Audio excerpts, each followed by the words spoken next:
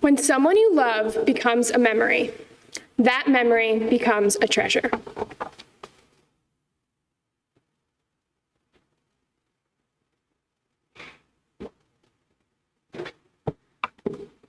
Mostly, it's loss which teaches us about the worth of things.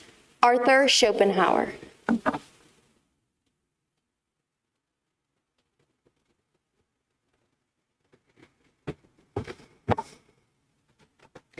When we lose someone we love, we must learn not to live without them, but to live with the love they left behind.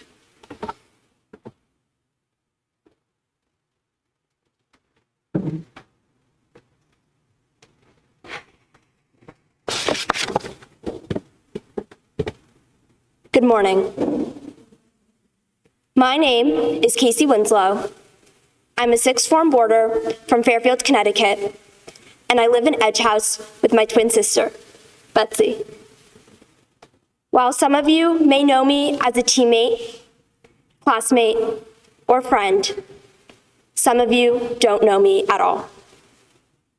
Yet whether you know me well or not, I can guarantee that almost none of you know that I'm actually a triplet. On May 10th, 2002, 3 Winslows were born, 3 months premature. The first was my older brother Kyle, then Betsy, and finally, the baby of the family, me. As premature babies, complications were inevitable, and my brother Kyle suffered from cerebral palsy.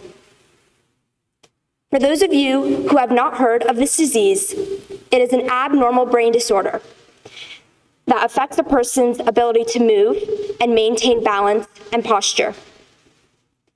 Because of this condition, Kyle couldn't crawl or walk, but instead used a wheelchair to get around. Communicating with him also became a challenge. Yet we all found special ways in which we could connect with him daily. For example, Boo meant Blue, Mo meant Elmo, and Ba meant Betsy. It was a special code that we shared. Because of Kyle's cerebral palsy, trips to the hospital became familiar to us, and they would occur every few months. But he would be back home within a day or so. I would often wake up in the middle of the night to EMTs in our bedroom, carrying my brother out on a stretcher, heading to the hospital. But because these trips were so frequent, I believed that everything would be okay. When we were 8, one of Kyle's trips to the hospital lasted a whole week. For that week, our family developed a routine. First, my parents would pick up my eldest brother Daniel from school, and then they would come to my elementary school, where they would pick up me and Betsy. Each day, my teacher would get a phone call and then bring me out of the classroom to tell me that my parents were waiting for me in the lobby. I would skip down to see my brother playing on his phone and my parents talking to the receptionist. I was always happy to be let out of classes early, making the rest of my classmates jealous that they had to stay for another hour or so, while I got to leave. At the time, I didn't think much of it. All I knew was that I had special privileges to leave class early. It seemed like a pretty good gig to me. Yet one day, I wasn't so lucky. It started off as a normal day, no different than the rest. Yet I noticed that random teachers kept walking up to me, giving me hugs, with looks of despair and empathy written all over their faces. While I was confused, I was happy to accept the hug and go on with my day. When the end of the day was approaching, I was waiting in line to head into the music classroom. A girl in my class, Josephine, turned to me and asked if my brother was going to be okay. I responded, "Of course he is. He takes visits to the hospital all the time, but the doctors always help him get better." About halfway through the class, the phone rang, and I knew the drill. I packed my things before my teacher even said anything, and without a concern in the world, I happily walked to the lobby. But something felt different. When I reached the office, Daniel wasn't sitting on his phone like he always was. He didn't even come into the building. My mom was waiting there for me with giant sunglasses covering her eyes. As we exited the large creaky doors of the school building, Betsy turned to my mom and asked, "Is Kyle coming home today?" As my mom embraced us in her arms, in a crackly voice, she said, "Kyle's not coming home."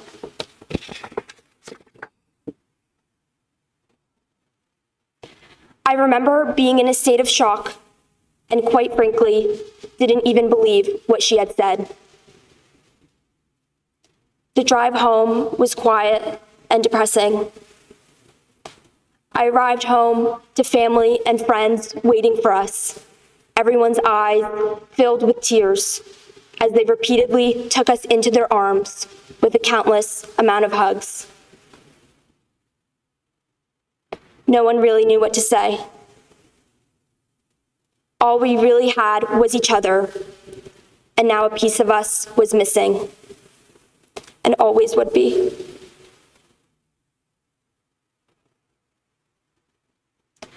One thing I loved about Kyle was his brilliant sense of humor. When I think of his contagious laughter and big heart, one story in particular comes to mind. It was a Saturday morning, and Betsy and I woke up early and decided to make ourselves breakfast. We quietly left our room, trying not to wake up Kyle as we left. Betsy slowly shut the door as I tiptoed down the stairs to see what was in the fridge. After we ate breakfast, we ran back up the stairs, but when we tried to open the door, it wouldn't budge. After a few moments of panic, we realized we had accidentally locked the door from the outside. Betsy and I immediately rushed to get our parents, terrified that we had left our disabled brother in a room all alone for nearly more than an hour. After countless attempts to open the door, shaking the handle, using a screwdriver, and I think one of us even tried to use a fork, we knew that we weren't going to be able to open the door on our own. My dad called the fire department to explain the situation as we sat in total fear awaiting their arrival. After what felt like a million years, the fire department rushed in to try and pry open the door. Daniel, Betsy, my parents, and I were all anxiously hovering over the firefighters as they attempted to unlock the door. It had maybe been a few hours since we had initially left Kyle in the room all alone, and when the firefighters finally opened the door, we all rushed in, hoping that he was okay. But once we all went in, all we could hear was Kyle's laugh radiating throughout the room, as if nothing had happened.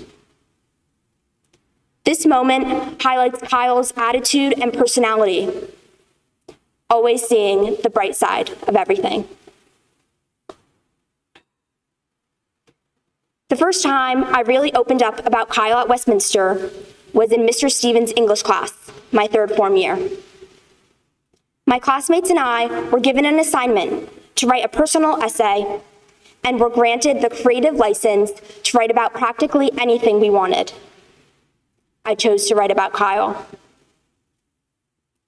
On the day our final drafts were due, Mr. Stevens gave us the option to share our pieces with the class.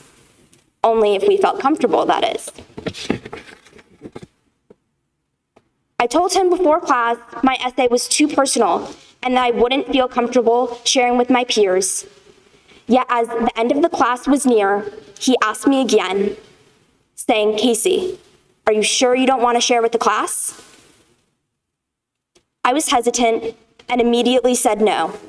Yet he continued to encourage me to share, and eventually I gave in, although I may have been a little mad in the moment. To this day, I'm extremely grateful that Mr. Stevens pushed me to step out of my comfort zone and be vulnerable with my classmates whom I had only known for just a few months. As I was about midway through sharing my story, the bell rang.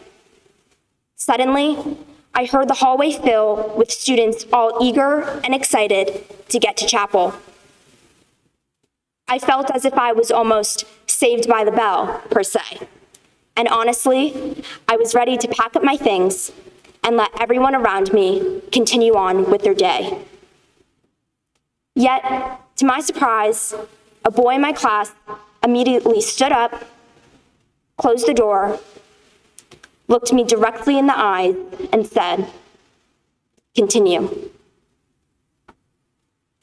It was in that moment I realized that the community fostered at Westy is truly a special one. One where I could share stories and narratives and be accepted and feel comfortable. While this boy probably doesn't even remember this action, it will be a memory I will hold for the rest of my life. A memory that reminds me of the amazing community we all have a chance to be a part of.